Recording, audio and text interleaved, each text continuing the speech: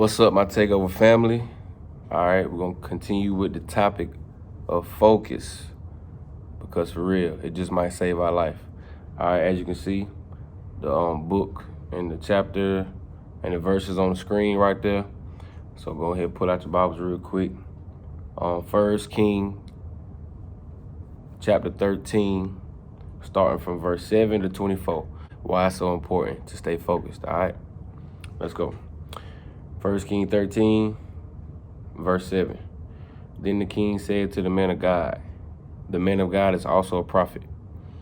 The king said to the man of God, come to the palace with me and have something to eat, and I will give you a gift. Something to eat and you get a gift. Sound like my type of palace.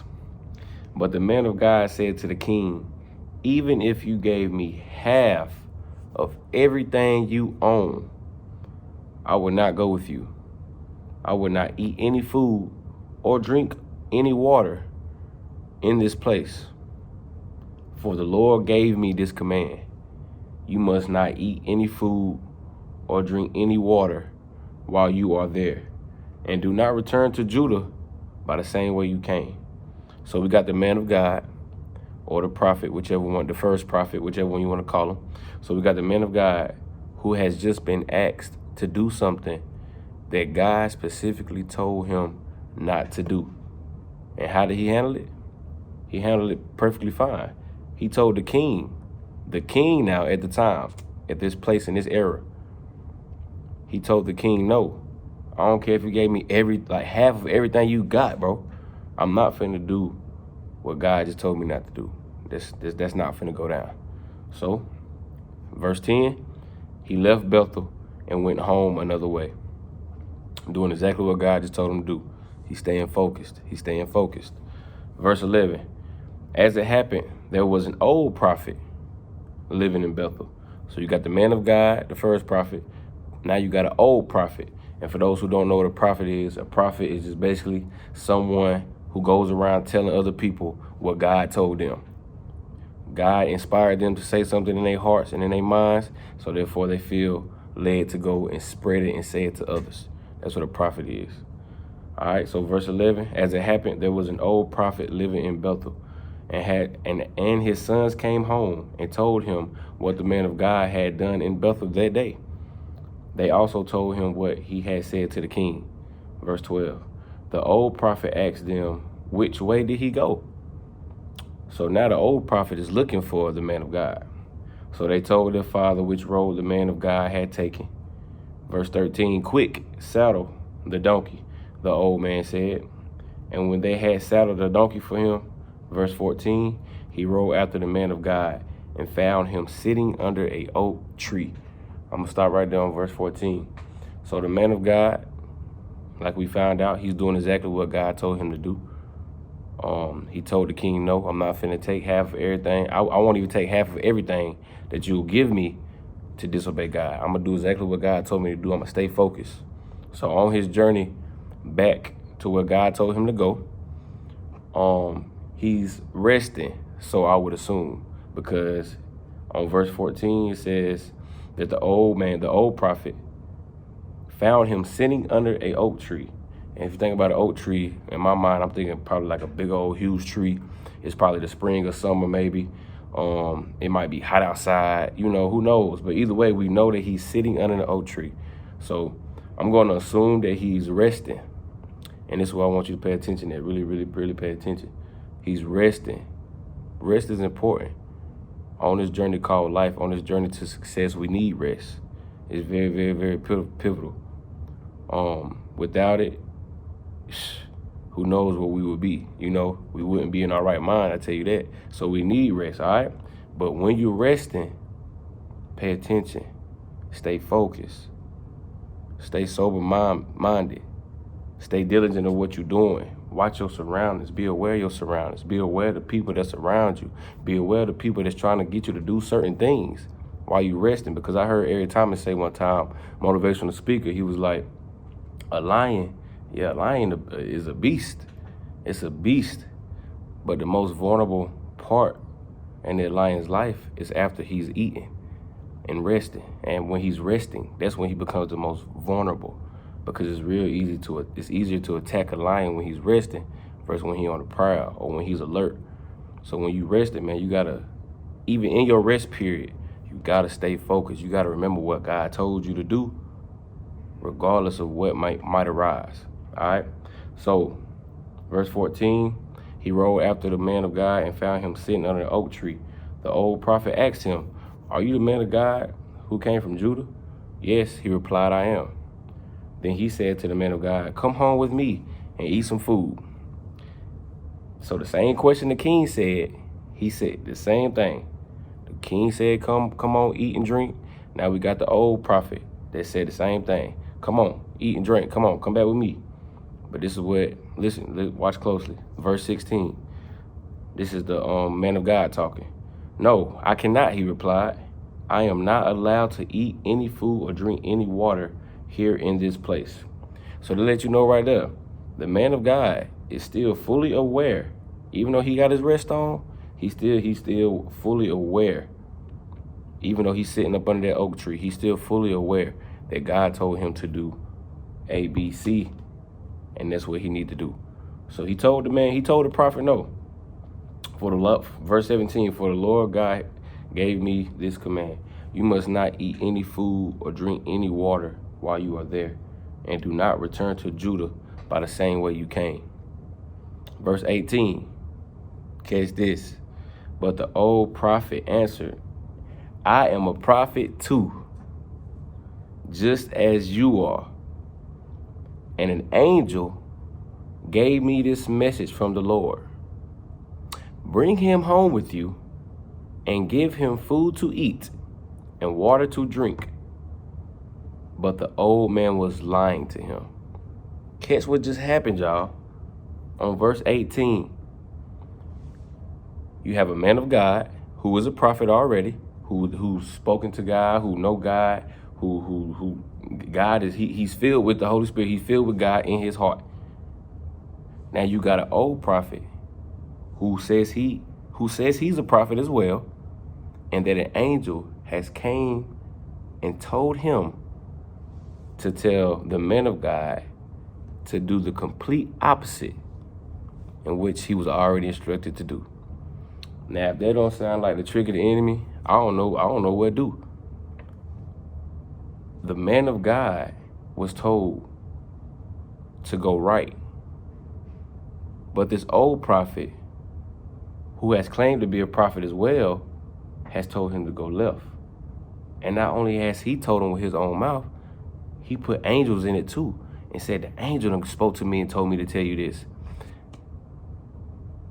Man, when God done told y'all to do something and he done told you to go right, God don't make no mistakes. He know exactly what he gonna say. He know why he's saying it. If God done told you to go right, and you know for a fact he done told you to go right, don't go left, but go right.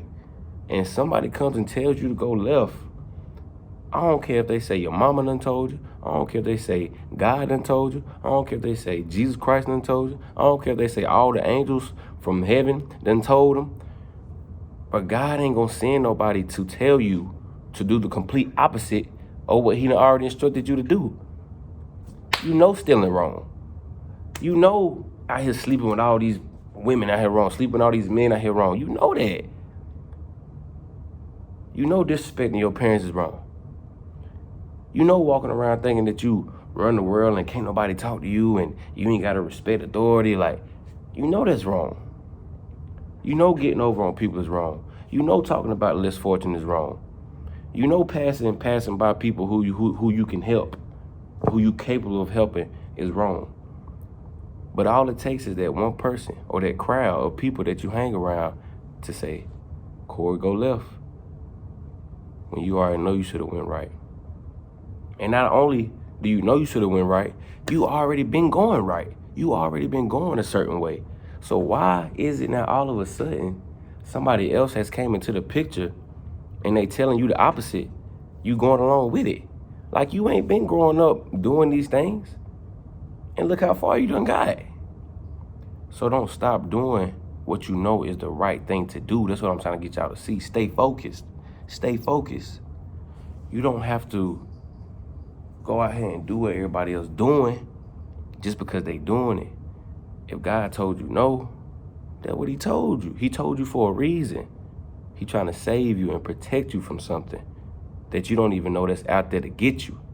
Because remember, he knows all, sees all. He has a plan for your life for a reason. He got everything mapped out. He told that man, don't eat nothing, don't drink nothing, and don't come back the same way you came.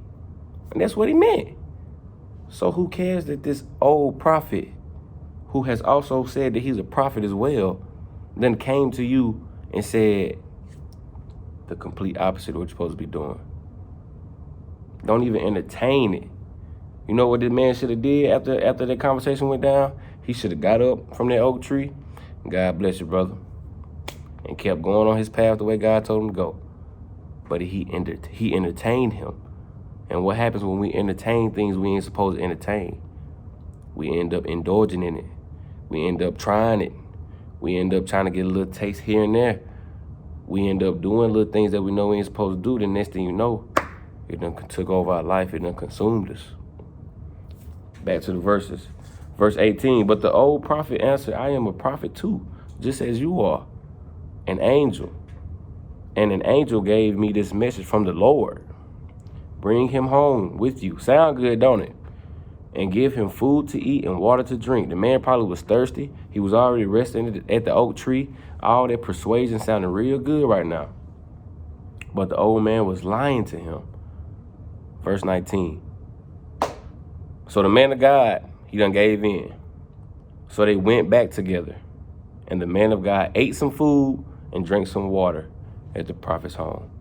He done went from being focused on what God told him to do to, well, I'm hungry, I'm a little thirsty, I'm a little hungry, I ain't gonna lie, let me just go ahead and just try a little bit. Watch what done happened. Verse 20. Then while they were sitting at the table, a message from the Lord came to the old prophet. 21. He cried out to the man of God from Judah. So this is not an old prophet talking to the man of God, in which he just persuaded to come to him and just lied to. He cried out to the man of God, verse 21, from Judah. This is what the Lord says. You have defied the Lord's message, and you have disobeyed the command the Lord your God gave you. Verse 22. You came back to this place and ate food and drank water where he told you not to eat or drink. And you knew this. So because of this, your body will not be buried in the grave of your ancestors. So when you hear that, you be like, body ain't gonna be buried in the grave of the ancestors. Okay, that's nothing. I take that punishment. But wait, verse 23. Now after the man of God had finished eating and drinking, the prophet saddled his own donkey for him. Verse 24. And the man of God started off again. But as he was traveling along, a lion came out and killed him. So he was already headed in the right direction, doing exactly what God told him to do, focused on what God told him to do. Told people no along the way. I'm good, bro. Like, I don't smoke. I don't drink. Like, I'm good. I don't do that. I don't get high. That ain't my style. I don't get drunk. You know what I'm saying? I might have a little drink here and there. I don't get drunk though, because I know what it can lead to. Nah, I'm good. I'm not riding the car with you with that gun. I'm not riding the car with you with them drugs. Nah, I'm good, bro. Y'all out here having sex with all these girls. Y'all do y'all thing. Y'all out here having sex with all these men. Y'all do y'all thing. But I'm not finna. That's not what God told me to do.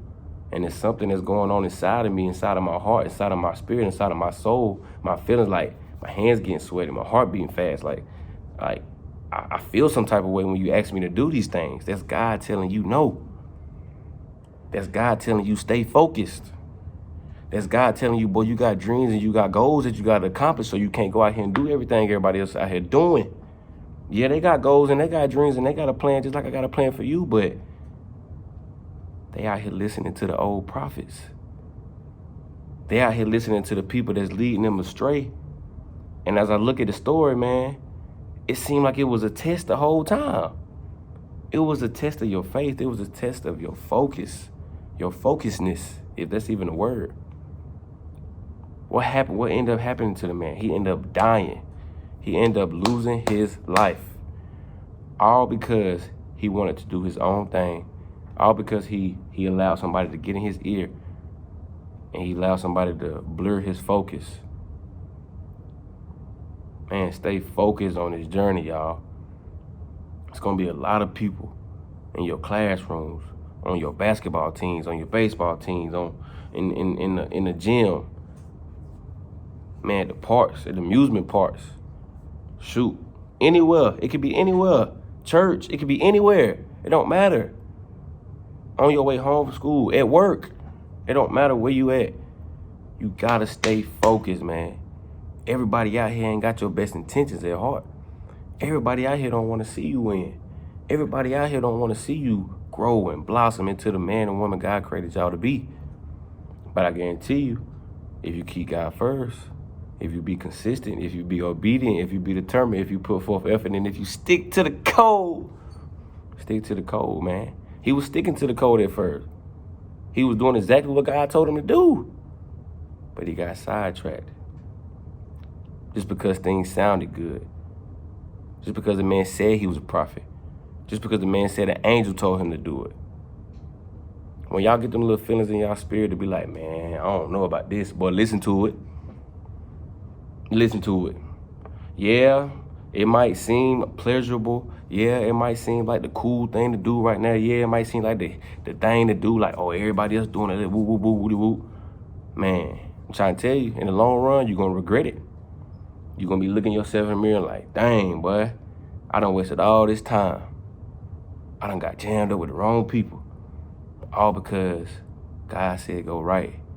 They said go left. And left looked better at the time.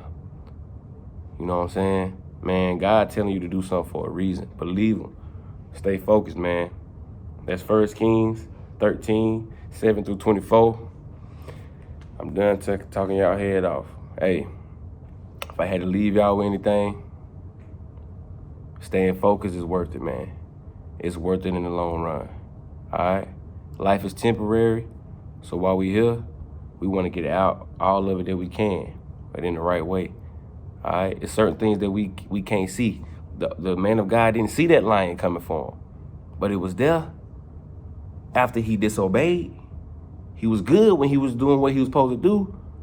But when we open up that door and open up those windows and open up those different traps, we end up falling in them because we want to do what we want to do. Man, this flesh right here is going to get us in the world of trouble, boy. It's going to get us in the world of trouble. But guess what, though? God done gave us the power to overcome it. He gave us the power to overcome it. All right? Y'all can do this, man. Stay focused. There's nothing too big for God to handle. And since God lives in you, ain't nothing too big for you. You can handle it too. All right, God first. Stick to the code. Stay focused, y'all. Let's get it.